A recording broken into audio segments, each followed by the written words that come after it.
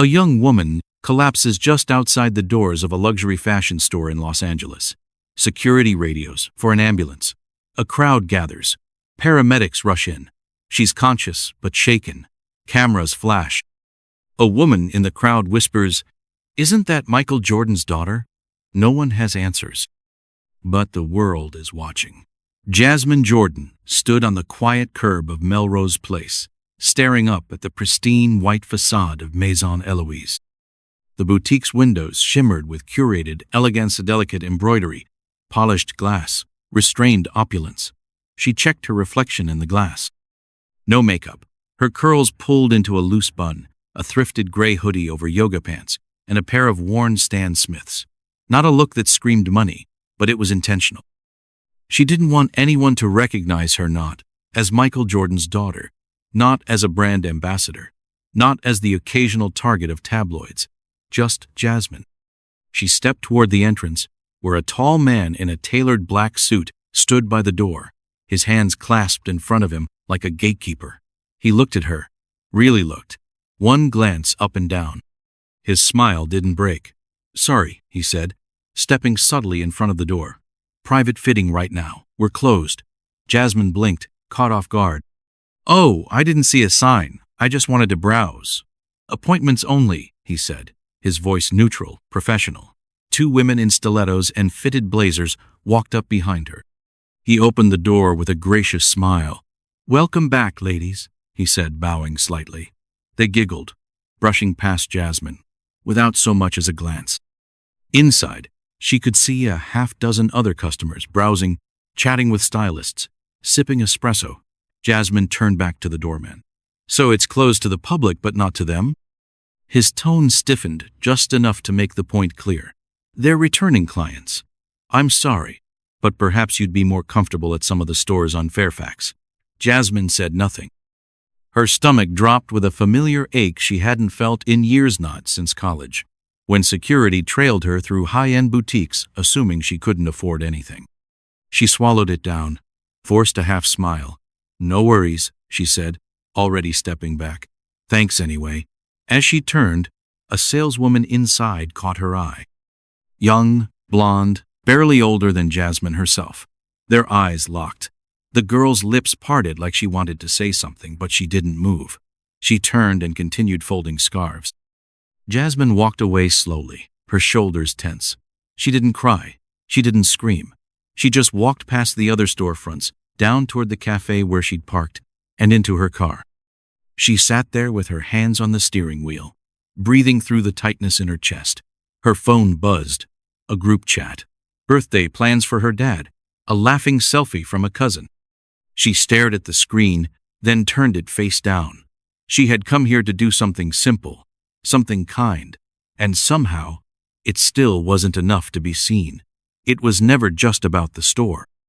It was about the look, that 1-second scan, the silent judgment. She pressed her forehead to the steering wheel and whispered, "What's the point?" Then she put the car in drive and headed home, unaware that her absence from the store would echo far louder than anything she could have said inside it. Jasmine didn't speak as she drove. The silence inside her car was sharp, pressing against her temples like the air had thickened. Her fingers gripped the wheel tighter than necessary, but she didn't loosen them. Her hoodie sleeves were damp from the misty air outside, and the knot in her throat hadn't eased since the doorman's words. "Appointments only." He had said it so smoothly, like he'd been trained for that moment. And maybe he had, not just to enforce exclusivity, but to do it politely enough that it could never be called what it really was: discrimination dressed in etiquette. She turned onto Wilshire, the streets lined with people who didn't know anything had happened. The boutique faded behind her, but her chest still ached like she was standing right there, being measured and dismissed with one flick of a stranger's eyes. She hated that it still hurt. That a man she didn't know had the power to make her feel like she was 14 again, trailing behind her father at events, ignored by people too busy networking to notice a girl standing awkwardly in the corner. Her phone buzzed in the passenger seat. A text from her assistant. "Need me to pick anything up for your dad's birthday? All good?" Jasmine stared at the screen, then shut it off. Not today. She pulled into her driveway and sat in the car for a long moment before getting out. The quiet of her home was usually comforting. Today, it felt like a vacuum. She dropped her keys on the kitchen counter and walked straight to the bathroom, turning the faucet on just to hear something. Her face in the mirror looked fine. Tired, maybe, but nothing dramatic. Her curls frizzed a little from the rain. The hoodie made her look even younger than she was. And maybe that was part of the problem. Maybe she didn't look expensive enough. Maybe she wasn't supposed to walk into places like Maison Eloise unless someone with a camera was behind her. She sank onto the floor, back against the cold tile, knees drawn up, no tears yet. Just that sick, twisting heat in her chest. Not from sadness, from rage, but also from exhaustion. It wasn't just this one store. It was the pattern. The way every space seemed to come with an invisible checklist. Look right, dress right, speak right, belong. And when you don't, when you walk in just as you are theirs, always a quiet push to remind you that you're off script. The rage finally cracked through her chest and came out in a sharp exhale. She didn't scream. She didn't sob, but her eyes burned, and her arms shook, and she leaned her head back against the wall and thought, why am I still letting people like that decide how I feel? She didn't have the answer. But someone else would soon be asking the questions. Because when Michael Jordan found out what happened to his daughter, he wouldn't just knock on the boutique's door. He'd take it off the hinges. Michael Jordan was mid-sentence, pacing in front of a whiteboard filled with business projections, when his phone buzzed twice in rapid succession. He glanced down, expecting a calendar update. Instead, it was a message from Jasmine's assistant. She's okay now. She fainted. Just letting you know. The second text followed instantly. It happened after an incident at Maison Eloise. She didn't want you to know. The room went still. Michael didn't respond. He stared at the screen, the words blurring slightly as something deep inside him shifted. He didn't say a word to the room of executives, just placed the marker on the table, picked up his phone, and walked out. His private jet lifted off within the hour. On the flight back to Los Angeles, he sat in silence, scrolling through images of the boutique, storefront photos, Yelp reviews, news mentions. Then, finally, one anonymous post that stopped him cold. They turned me away too. Said it was a private event, but people were walking in and out behind me. I guess my hoodie didn't qualify me as a customer. Michael put the phone down. He folded his hands together and stared ahead with the same look he had at the free throw line, with the game on the linoleum, angry, calculating, focused. When the car pulled up to Jasmine's house, she opened the door herself, already showered, already pretending it was nothing. She smiled weakly. I'm fine, Dad. He stepped inside, took one look at her, and sat down. Tell me what happened, he said. She hesitated, then sighed and joined him. It's stupid, she began, but he was already shaking his head. You fainted. That's not stupid. So she told him. Everything. The doorman's eyes. The way the door stayed shut for her and swung wide for others. The clerk who wouldn't intervene. The feeling of invisibility. She didn't cry. Her voice didn't even shake. But by the end, her fingers were twisting the hem of her sweatshirt, and Michael had heard more than enough. He didn't interrupt. He didn't ask for names. He just sat there, listening until she finished. Then he leaned forward. Let me ask you something, he said quietly. Do you want me to handle this? Jasmine hesitated. I don't want drama. I don't want people thinking I'm some spoiled celebrity kid throwing a tantrum over a scarf. Michael smiled faintly. You think this is about a scarf? He leaned back, eyes narrowing slightly. This is about a gate, and who gets let through it. She didn't reply, but he could see the silent agreement in her posture. He stood up. I'll keep it quiet for now, but I need you to trust me, just like you did when you were 10 and scared to shoot free throws, and I told you to look at the rim and nothing else. Jasmine nodded slowly. Okay. He kissed her forehead and left without another word. He had seen doors shut on his mother. Now his daughter. That made it personal. What Maison Eloise didn't know was that they hadn't just rejected a customer, they'd opened a door neither they nor the industry would be able to close again. Michael didn't sleep that night. He sat at the long oak table in his home office. The lights dimmed, the city quiet outside his windows. Jasmine had gone to bed hours ago, her voice still echoing in his mind. It's not about the scarf. She was right. This wasn't a fashion issue. It was generational. It was systemic. And it was personal. Again. He opened his laptop, eyes scanning through every piece of public information about Maison Eloise ownership structure, legal registrations, press releases, social media accounts, everything. The store was privately owned, part of a boutique chain operated out of Paris, with franchises licensed in select cities. The Los Angeles location was a flagship. Michael jotted down notes, names, patterns. Customer complaints were rare, filtered, buried, but not invisible. Threads appeared if you looked closely enough.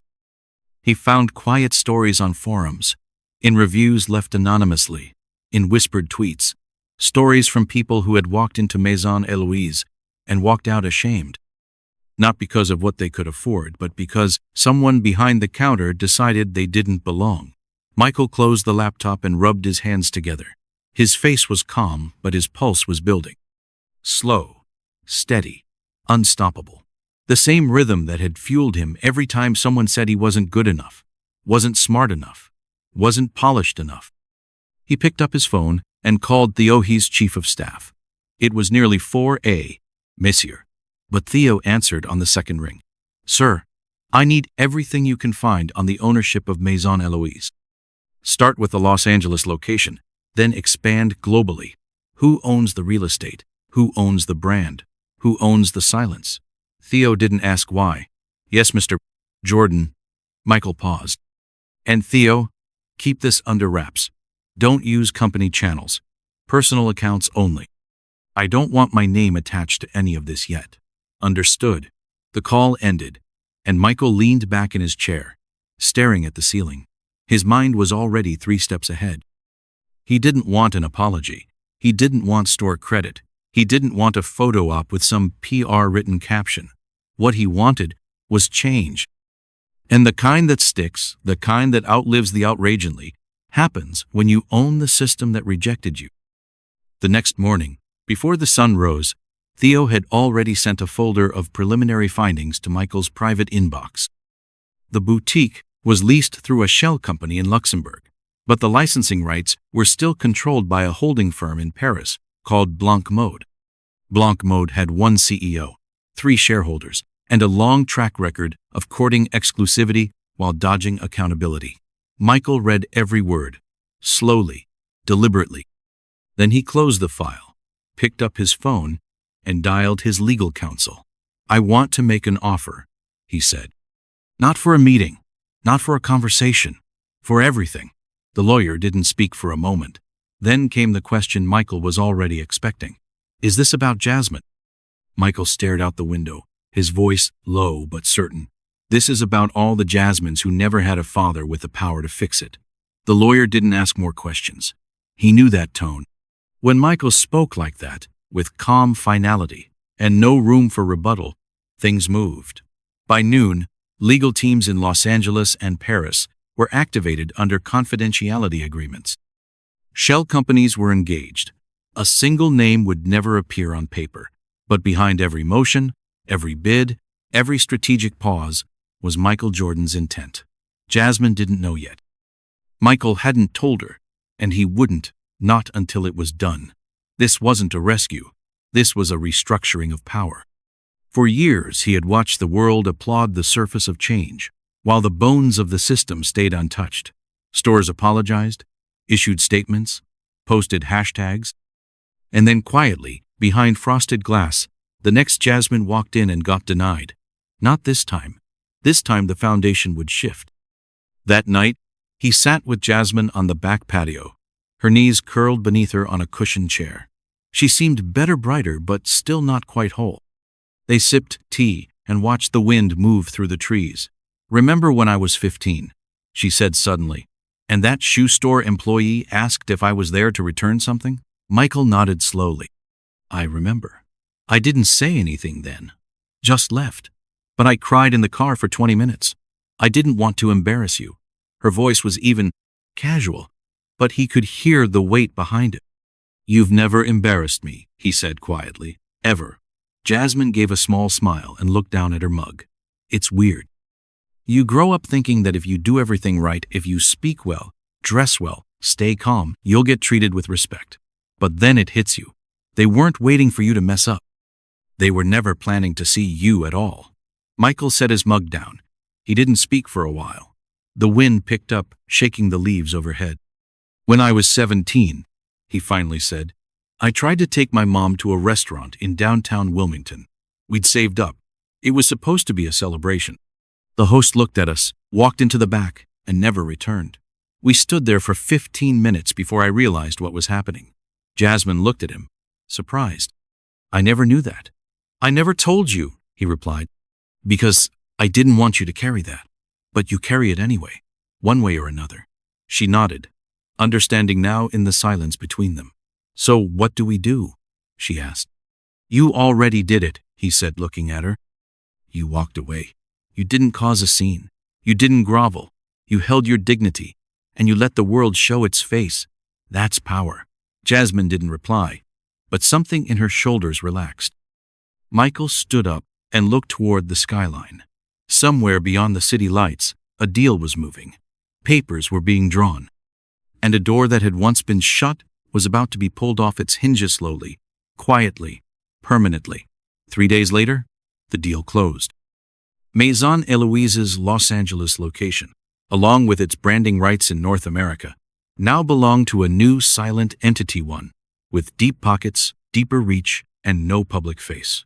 No headlines. No leaks.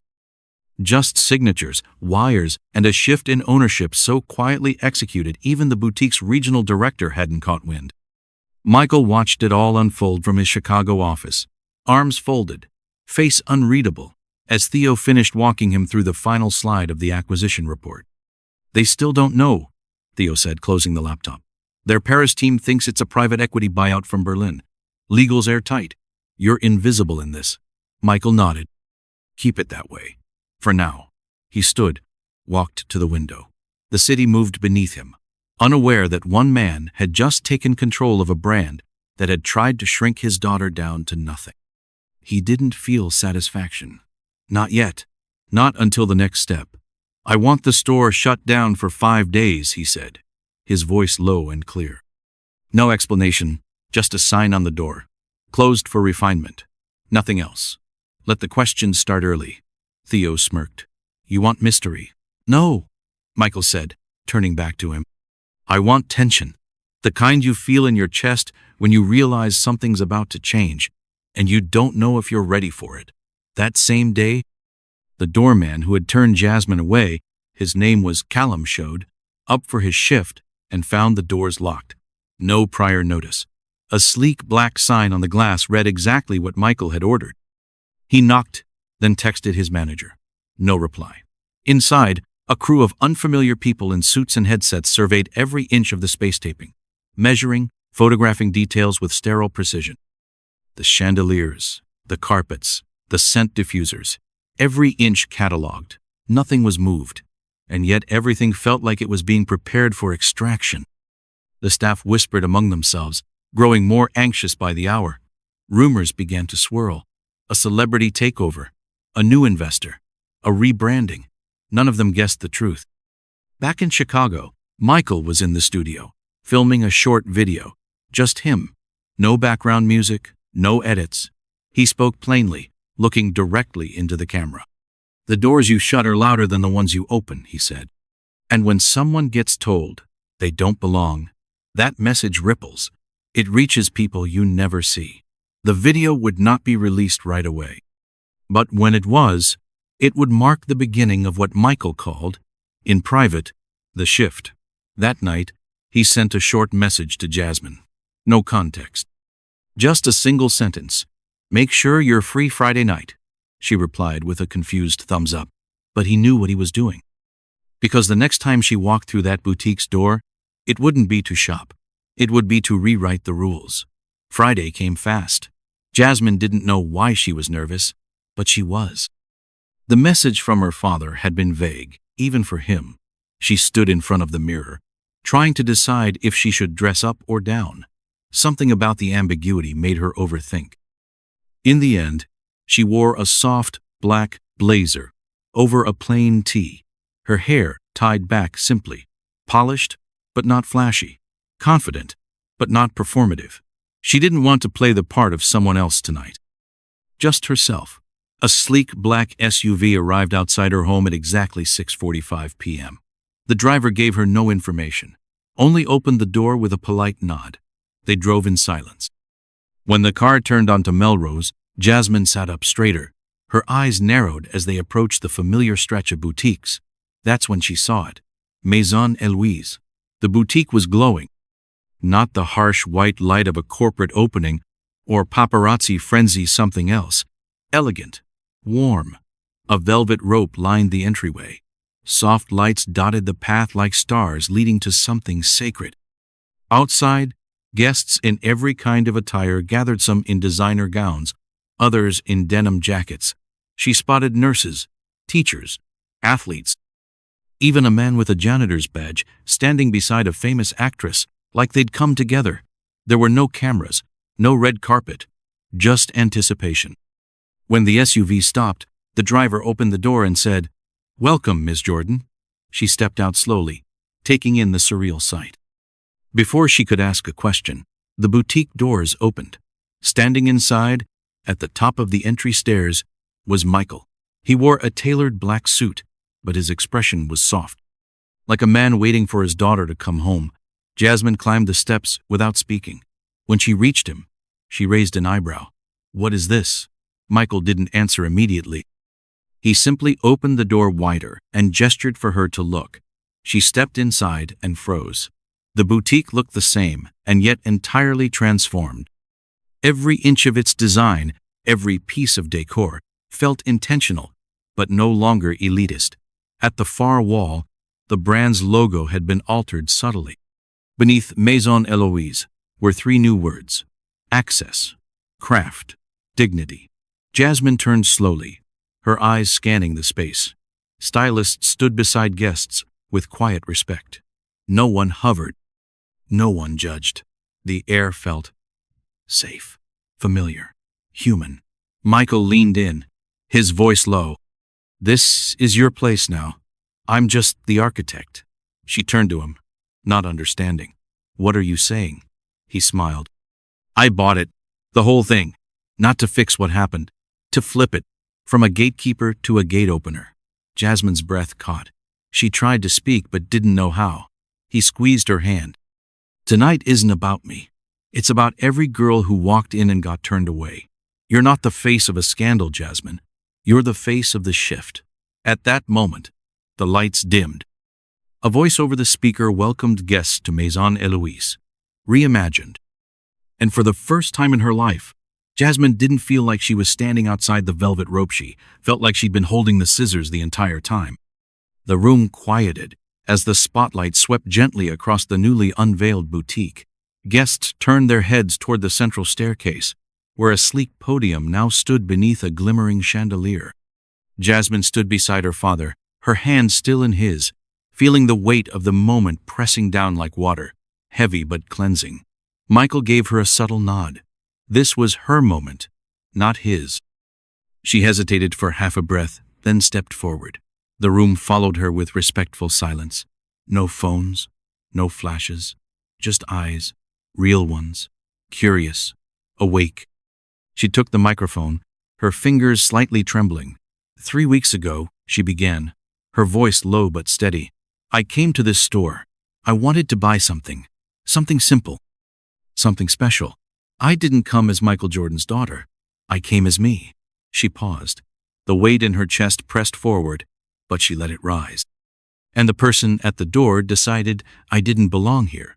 A few heads turned discreetly toward the back, where Callum, the former doorman, now stood quietly in a black uniform, not as a bouncer, but as part of the new welcome staff. They told me it was a private event, that I didn't look the part. I left quietly, and for a while, I convinced myself it didn't matter. But it did. Because it's not just about me. She looked at the crowd now, eyes locking with a young girl near the front in a nurse's scrubs. That moment wasn't the beginning of a problem, it was the echo of one.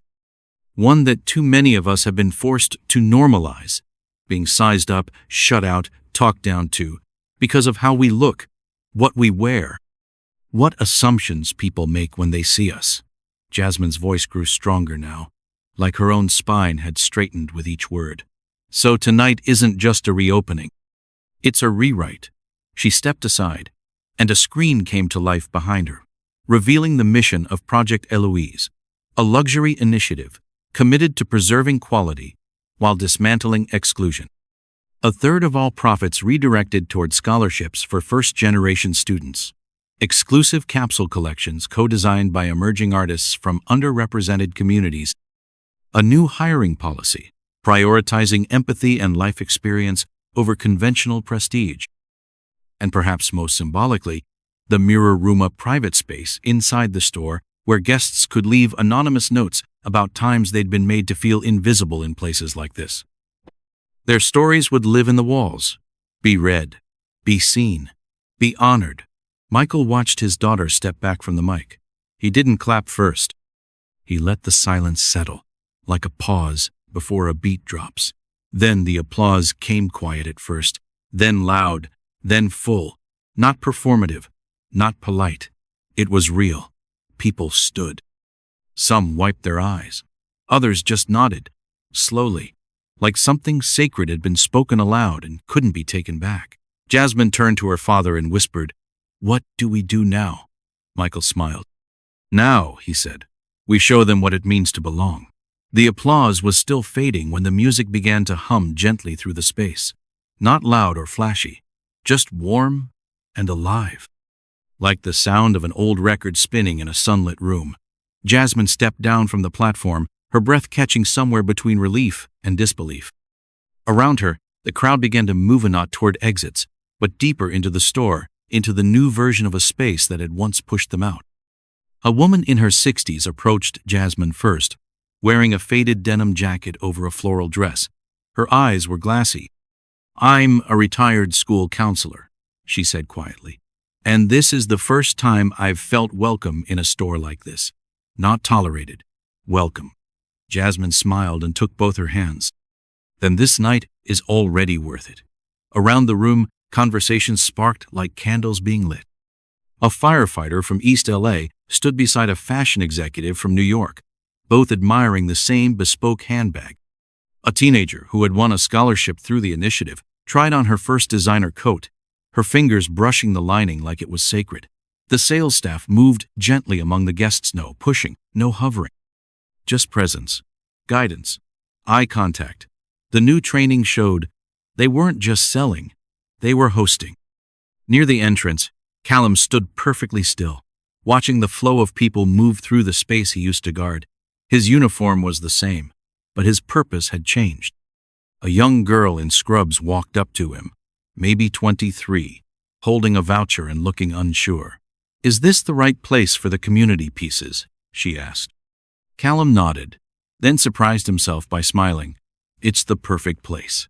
He guided her toward the new section, bright, open, elevated, but never separate. It wasn't hidden in a back room. It lived right beside the other collections. Not a charity corner, but a contribution. On the far wall, a man in a wheelchair rolled up to the Mirror Room. He read the plaque on the door, hesitated, then wheeled himself in. Inside, the walls were covered with soft white note cards, each one handwritten, some single sentences, some full stories, all anonymous. "I was told I couldn't afford anything before I even spoke. They looked through me like I wasn't there. I'm not invisible, I'm not." The man stared at them for a while, then reached for a card. Jasmine watched all of it unfold from the center of the boutique. No press, no microphones, just people, quietly reclaiming space. Her phone buzzed in her pocket. A message from Theo. "CNN and Vogue are both requesting statements. Everyone wants a piece of the story." Jasmine typed back one word. "Later." She looked over at her father, who stood off to the side, smiling softly at the room. He hadn't spoken much since the beginning of the night, but he didn't need to. This wasn't his speech. It was her story. And now, finally, it was everyone's. By the time the last guest left Maison Eloise that night, the street outside had quieted into a kind of hush that only came after something important had happened. Jasmine stood barefoot on the boutique's marble floor, heels kicked off beside a chair, her blazer folded neatly over her arm. She didn't feel tired, she felt charged, like the silence was humming with everything left unsaid. The soft glow from the new chandelier still lit the space gently, casting gold patterns across the walls.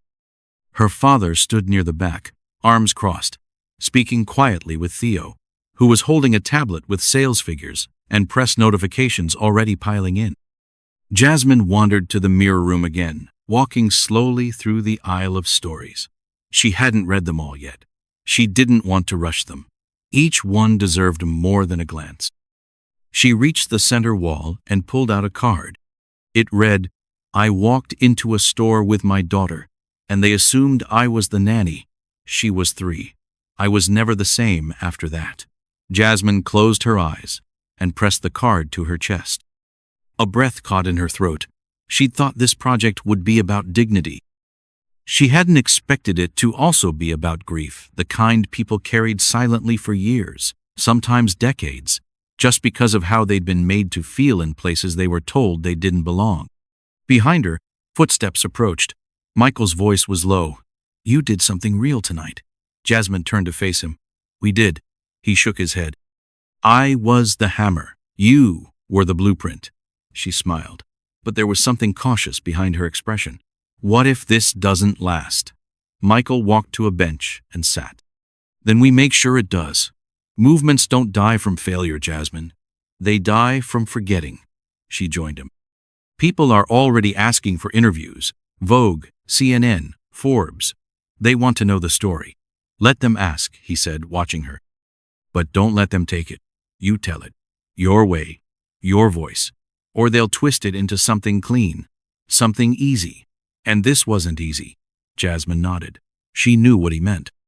The world liked its progress neatly packaged. Headlines with ribboned endings. But tonight hadn't been neat. It had been raw. Quietly revolutionary. A retired mailman had stood beside a tech mogul and traded laughs over silk ties. A grocery store clerk had tried on perfume like it was an act of protest. A woman with vitiligo had stood in front of a mirror and said, "I finally feel beautiful in here." These weren't PR moments. They were soul, deep shifts. Jasmine looked at her father, his face thoughtful but calm. "What happens next?" He stood slowly. "Next, we take this blueprint to places that would never ask for it, places that still think they're too clean to be questioned." She followed him to the door. As they stepped outside into the cool air, Jasmine looked up at the Maison Eloise sign, glowing above them, and for the first time, she saw her name in it, not literally, but in the reflection, in the legacy, in the light. The next morning, the world woke up different. It didn't know why at first. There were no press releases, no magazine covers, just a growing pulse online. A photo of a woman in hospital scrubs holding a designer scarf. A video of a teacher walking out of a boutique with tears in her eyes.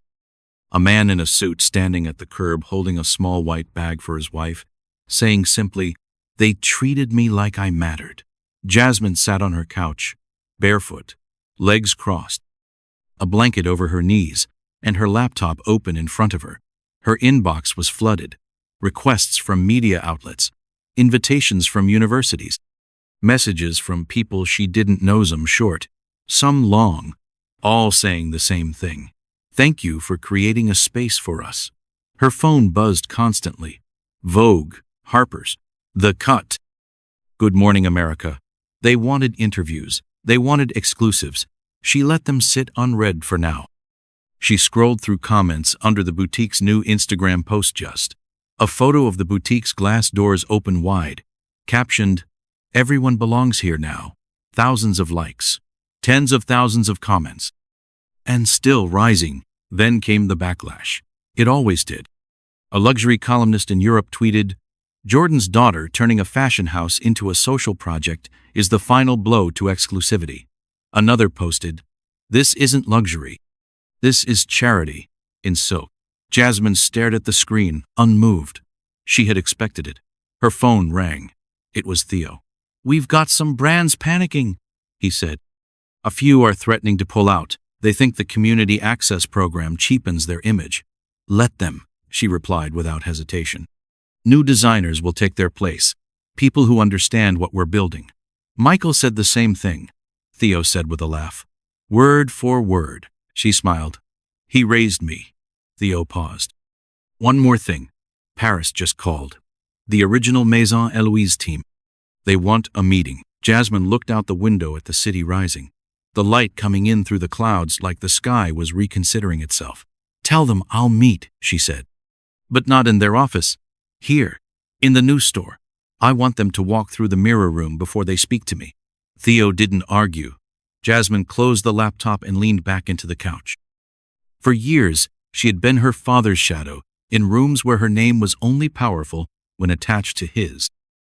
But now people weren't whispering, "That's Michael Jordan's daughter." They were saying, "That's Jasmine." And she had opened something more permanent than a store. She had opened a wound that the world had tried to bandage with price tags. Now the healing would begin. Not neatly, not quietly, but truly. In the corner of her living room, a bouquet sat on the table. A simple card leaned against the vase. Her father's handwriting. It read, "The door was never yours to knock on. It was always yours to own. Proud of you."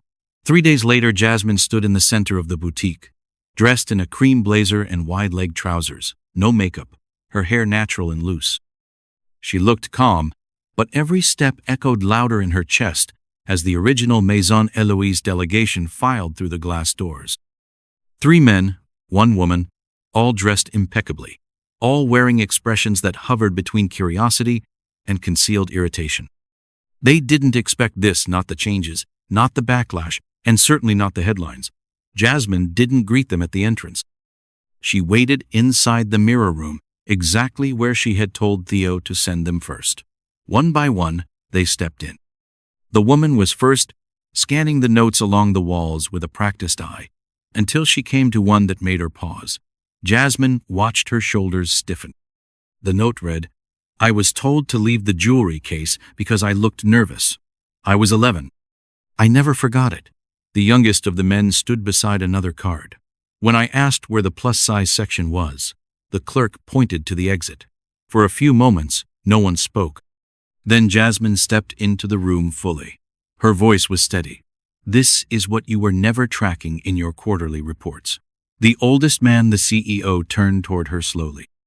"Miss Jordan, She held up a hand. "No rehearsed apologies. Not here, not in this room. Just acknowledgement. That's the entry fee to this conversation." They all fell silent again. Jasmine walked past them, pulling a chair into the center of the boutique floor. "You want to know why this works?" she asked, gesturing to the new boutique layout. "Because it's not about pity, it's about policy. This store didn't lose its luxury. It lost its arrogance, and that's what's making people come in." The woman from the delegation frowned slightly. "But with community discounts, how do you maintain profit margins? The brand's value?" Jasmine turned to her. "You mean the illusion of scarcity? People weren't buying the product. They were buying the feeling of being let in." She let that hang for a beat. "Now we've changed who gets let in, and guess what? Sales are up. Because inclusion doesn't devalue luxury. It redefines it." One of the men nodded reluctantly. "You've gone viral. Global press. Positive sentiment. But what happens when the story fades?"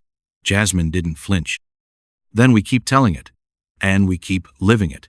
This isn't a campaign. This is a correction." The CEO cleared his throat. "We want to propose a partnership. A formal integration of your model into our European flagships, pilot locations, brand-aligned messaging. We'll co-brand it." Jasmine raised an eyebrow.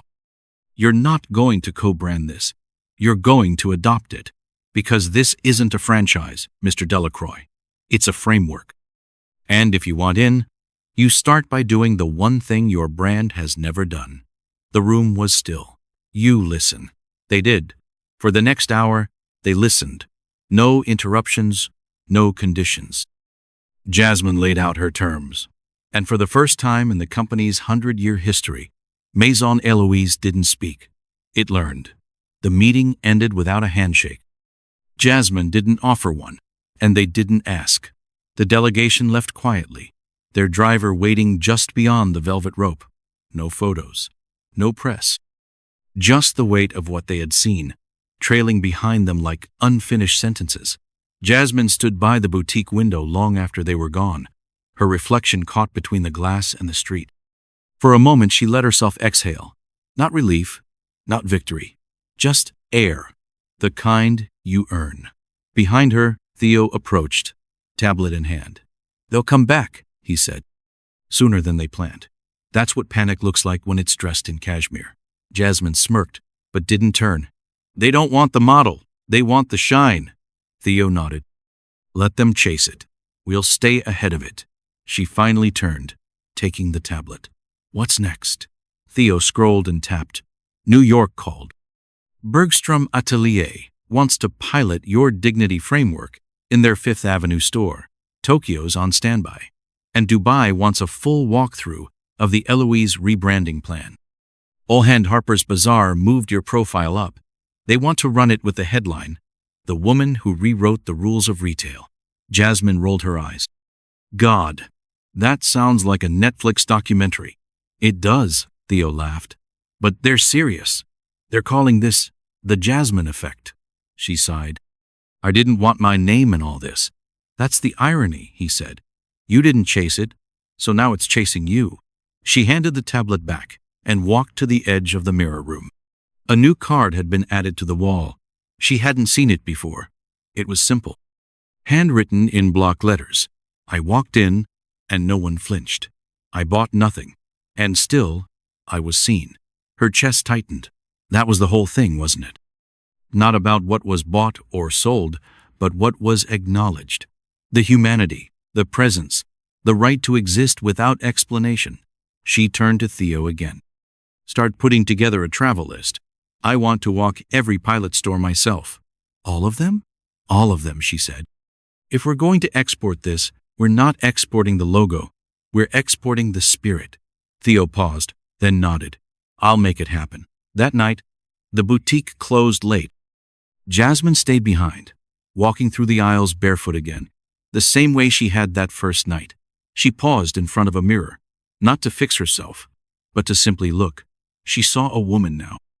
Not a name, not a legacy, not a whisper of someone else's fame. A woman who had taken her pain, folded it, and stitched it into something no one could return or refund. Behind her, Callum dimmed the final lights. "Store's ready for morning, Miss Jordan." She turned to him, smiled. "It always is." And as she stepped into the quiet Los Angeles night, she didn't carry the weight of what was next. She carried the certainty of what was now. It started with a single message forwarded to Jasmine's inbox from Theo with no subject line and just one sentence above the body: "You need to see this." The email came from a community college in Atlanta. A student named Ayana wrote that she had visited the reimagined Maison Eloise during a school trip. She hadn't bought anything, she couldn't afford to, but she had walked through the boutique, touched a silk blouse, read every card in the mirror room, and left feeling something she'd never felt before. She wrote, "I didn't buy a single thing, but somehow I left richer." Jasmine stared at the words for a long time. She saved the message in a folder titled Proof. There were over 100 messages there now. Some were short. "I took my mom to your store." She said it was the first time she didn't feel like an outsider. Others were stories, paragraphs long, full of emotion, pain, healing. Jasmine read every single one. That night, she walked through the boutique after closing, running her fingers lightly over the edge of the marble counter. The store wasn't just surviving, it was thriving. Sales were steady. Traffic was up. But more importantly, the community collection, once dismissed as a symbolic gesture, was now consistently selling out. The dignity cards were a fixture. And every week, new ones appeared, not just from customers but from staff. One read, "I used to judge people by their clothes. Now I catch myself listening first." Callum had written that one. He didn't know Jasmine knew, but she had recognized the handwriting. He was different now, quieter, but more present, more human. He had become the store's most requested greeter. Customers remembered him not for who he used to be, but who he was becoming. Theo entered from the back room, holding a thick file. Dubai sent their proposal, he said. They want to build a sister store, same framework, different name, but they want to use the dignity wall, the training model, everything. Jasmine took the file, scanned it briefly, and nodded. Tell them yes, on one condition, which is, we choose the first hires, and we send our trainers. If they're going to carry the name, they have to carry the soul. Theo smiled. Done. She set the file down and leaned on the counter. This was never supposed to get this big. It was never supposed to stay this small, Theo replied. Not when it works. Jasmine looked around at the dimmed boutique, the scent of lavender still lingering in the air, the light catching just right on a mannequin wearing a community collection dress. It does work, she whispered, but it only works if it keeps listening. Outside, the wind picked up. Leaves skittered across the sidewalk like tiny dancers celebrating something no one had named yet. And inside the store, surrounded by silence and proof, Jasmine understood. This wasn't a moment. It was a model, and it didn't belong to her anymore. It belonged to the world now. 1 week later, Jasmine stood at the front of a university auditorium in Philadelphia, palms resting lightly on the edge of the podium as 100 students stared back at her. Some leaned forward, elbows on notebooks, eyes wide. Others sat with arms folded, skeptical but listening. She wasn't there to talk about fashion. She was there to talk about systems. The room was silent as she began. I didn't set out to change retail, she said. I set out to understand why so many people could walk into a beautiful place and leave feeling smaller than when they entered. She told them the story. Not sanitized or dramatized, just the truth. How a doorman had closed a door on her. How silence was more painful than words. How her father had bought a building not to avenge her, but to expose the mechanics of exclusion. Dignity, she said, shouldn't be a luxury, but somehow it still is. A hand rose from the back. A young man in a gray hoodie, glasses slipping down his nose. What if it only worked because your name is Jordan? Jasmine nodded. It's a fair question. But the truth is, the door didn't open because of my name. It opened because I didn't let it become a wall. What my name did was buy me a louder microphone. What I said into it had to matter. Afterward, students lined up to speak with her. Some asked about internships. Some wanted advice. But a girl near the end of the line simply handed Jasmine a folded letter. Read it later, she whispered. Back at her hotel that night, Jasmine opened the note. It read, I work retail. A place just like the one that turned you away. I've been the doorman. I've been the invisible. Your story made me rethink how I treat people. Not just customers, but coworkers, my family, even myself. Thank you for showing us that quiet cruelty isn't the cost of excellence. We can do better. I will. Jasmine folded the letter slowly, a lump catching in her throat. She placed it in her suitcase beside the other letters she'd begun collecting, proof, again, that the shift was real. When she returned to Los Angeles the next day, the boutique was busier than she'd ever seen it. But it wasn't chaos. It was community. A teacher helped an older man pick out a tie for a job interview. A nurse sat near the window trying on shoes with a wide grin. The mirror room now had a Benchan invitation to sit, to stay. Jasmine stepped into the back office and found Callum reviewing resumes. He looked up and smiled. We're expanding the Dignity Committee. Some of the new hires want to be part of it. Jasmine smiled back. Good. Make room. That night, as the lights dimmed and the last customer left, Jasmine walked through the store slowly. She touched the fabric. She read a new card on the wall. And as she locked the door behind her, she whispered, We're still listening. It was nearly midnight when Michael arrived at the boutique, unannounced and alone. He wore a gray hoodie pulled low over his head, hands in his pockets, sneakers silent against the sidewalk. The store was closed, lights dimmed, but he had a key. He stepped inside, locking the door behind him, letting the quiet fold around him like a blanket. The place had changed, not just in layout or mission, but in energy. There was a softness to it now, a warmth. It didn't demand reverence anymore, it invited presence. He walked past the entrance display, past the community collection, past the curated rows of luxury, then stopped in front of the mirror room. He stood at the threshold, looking in without entering. The walls were lined top to bottom with handwritten notes, more now than ever before. Jasmine had told him they were starting to rotate them, keeping older ones in archival books so every voice remained. He stepped in slowly, reading as he moved. A store like this once told me I was just browsing. I wasn't. I was dreaming. Now I'm buying, not because I have to, but because I belong. I wore my uniform in here. No one flinched. No one followed. That's what dignity feels like. Thank you for letting me cry in peace. Michael reached for the notebook near the back, new pages for guests to write on. He flipped through blank pages, then paused, pulled a pen from his jacket and wrote, not long, just one sentence. I built courts. You built doors. You did it better. He closed the book gently and placed it back on the shelf. From the front of the store, he heard the faint sound of footsteps. Jasmine appeared a moment later, hair tied in a messy bun, sweatshirt pulled over leggings, eyes sleepy but alert. I figured it was you, she said, stepping beside him. Theo texted me, said the security cam showed a ghost in sneakers. Michael chuckled softly. Just checking in. You always come late when something's on your mind, she said, not unkindly. He nodded. I've done a lot of big things in my life. This might be the best one. It's not just yours, she said. That's why it works. They stood there together in silence, surrounded by stories written by strangers who had felt something shift inside these walls. Jasmine spoke again. I'm going to announce the foundation next week. A full initiative. Global grants, leadership programs, community-based training. Not just retail, hospitality, education, healthcare. Anywhere people get sized up before they're seen. Michael's eyes softened. It's time. She looked at him. Will you help me build it?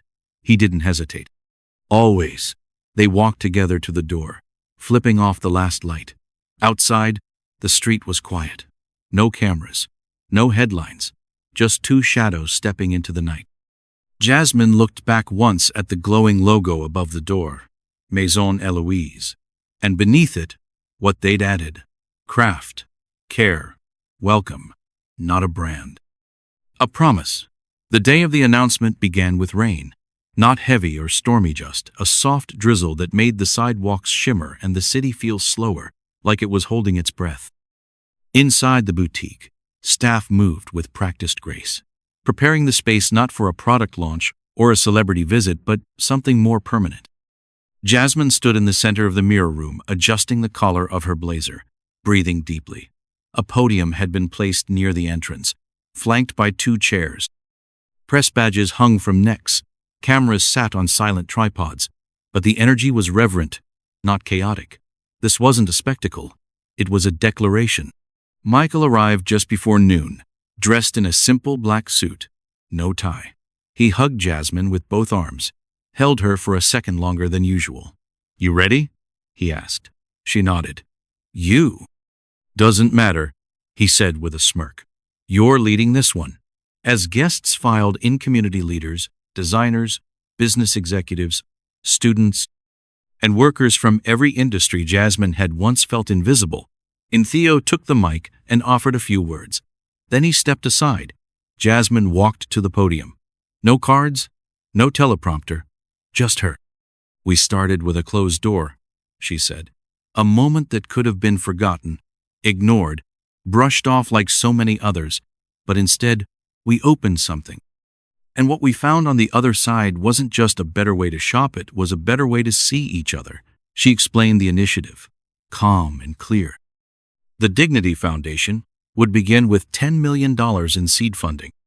Its mission: to identify, support, and transform spaces where dignity was routinely denied, not just in retail, but in schools, clinics, hotels, offices.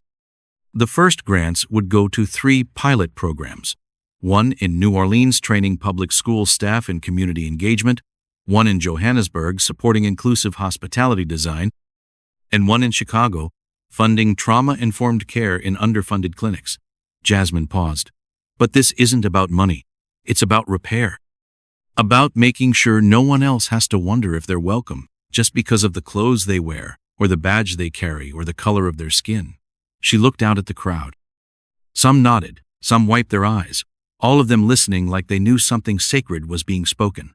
Michael stepped forward only once. He didn't take the mic. He simply placed his hand on Jasmine's shoulder and said, "This is what legacy looks like." After the speech, the crowd applauded, not like fans but like citizens participants in something larger than themselves. Outside, the rain had stopped. Jasmine walked through the boutique slowly, stopping to greet every staff member, every visitor. One young girl held her hand tightly. "I want to open a store like this one day," she whispered. Jasmine smiled. "You will, and when you do, call me, I'll be your first customer." As the crowd filtered out, Jasmine stood at the door, watching the city breathe again. The door had opened, and it was never going to close.